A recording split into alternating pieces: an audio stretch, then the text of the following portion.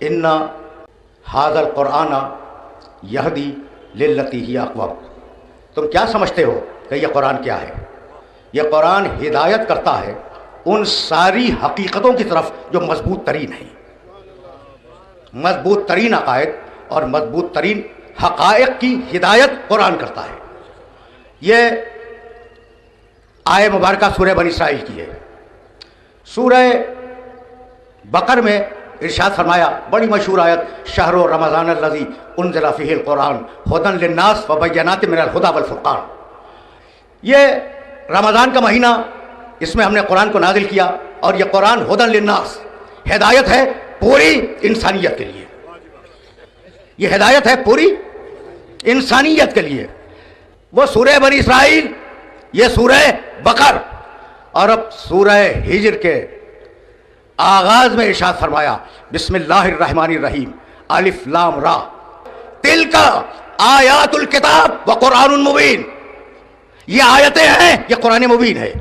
اور اسی سورے میں آگے چل کر، اسی سورے میں، سورہ ہجر میں پروردگار نے ارشاد فرمایا، آتینا کا، پوری آیتیں نہیں پڑھ رہا ہوں، سبع من المثانی والقرآن العظیم.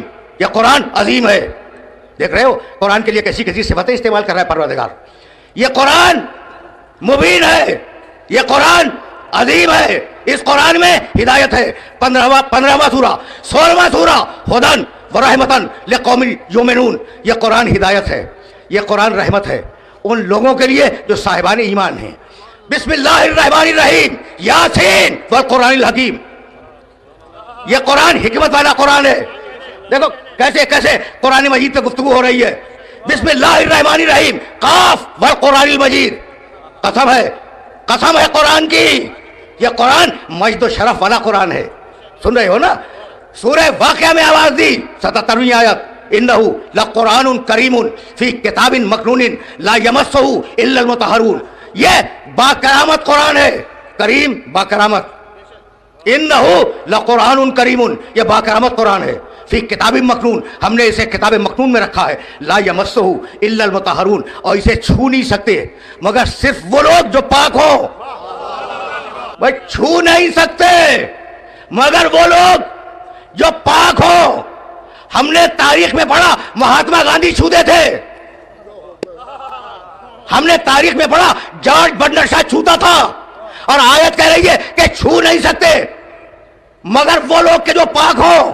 تو مطلب قرآن کا کاغذ نہیں ہے، اس کے معنی کو چھو نہیں سکتے. لفظوں کو جو چاہے چھوئے مگر معنی کو پاک لوگوں کے سوا کوئی چھو نہیں سکتا. اب یہ عجیب مشکل ہے کہ قرآن کہے کہ معنی بیان کریں گے پاک لوگ، اور ہر نجس مفسر ٹی وی پہ بیٹھ جائے. کوئی تو کرائیٹیریا رکھو، کوئی تو معیار رکھو تفسیر قرآن کا. جو صحیح پڑھ نہ سکے وہ تفسیر کرے. یہ قرآن کریم ہے، یہ قرآن حکیم ہے، یہ قرآن مجید ہے، یہ قرآن بصائر ہے. یہ قرآن وَنُنَزِّلُ مِنَ الْقُرْآنِ مَا هُوَ شِفَاءٌ وَرَحْمَةٌ لِّلْمُؤْمِنِينَ. سورہ بنی اسرائیل، اس قرآن میں شفا ہے، اس قرآن میں رحمت ہے صاحبان ایمان کے لیے. وَلَا يَزِيدُ الظَّالِمِينَ إِلَّا خَسَارًا.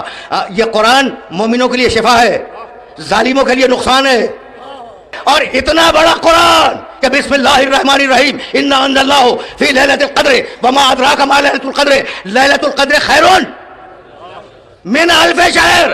جس رات میں اترا وہ رات ساری راتوں سے افضل، اور جس انسان پہ اترا وہ ہم جیسا. مجھے بتلاؤ کہ کتاب بڑی ہوتی ہے یا موضوع بڑا ہوتا ہے؟ ایک سوال. یہ طالب علم جو بیٹھے ہوئے ہیں نا سامنے، وہ کہہ رہے ہیں کہ موضوع بڑا ہوتا ہے. اچھا بھائی سچی بات بھی یہی ہے.